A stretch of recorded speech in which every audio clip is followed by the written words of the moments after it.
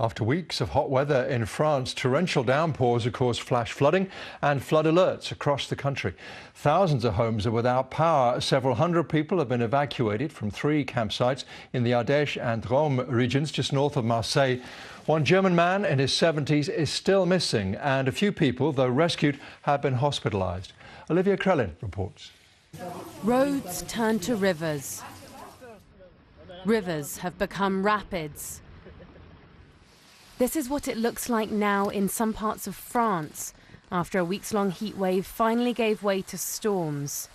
Intense rain over the last 48 hours has put central and southern areas of the country on flood alert, while around 17,000 homes are without power. Firefighters in the Ardèche and Drôme regions evacuated 1,600 people when campsites like this one turned into mud baths in the wake of the storms. The conditions made the rescue operation particularly difficult. The first thing I did was put in place a plan to quickly identify where people were clinging to trees. There were adults and children in particular, and with teams working in pairs, we first secured people to the trees, and little by little we evacuated them.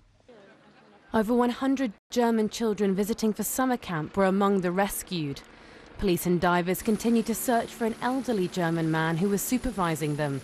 He's missing after the nearby river burst its banks, and the caravan he sought shelter in was swept away in the torrents. It was later found empty and in pieces.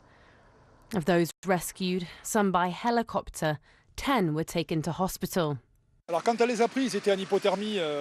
When we reached them, firstly they were hypothermic, and secondly they were in a state of shock. Of course, because when you experience a situation like that, it's not pleasant, and they were especially frightened, because when you are surrounded by water and when you're hypothermic, you're shaking. They were almost drowning. After heat waves and forest fires, these floods are the latest in a series of intense weather conditions to challenge Europe this summer. Olivia Krellin, BBC News.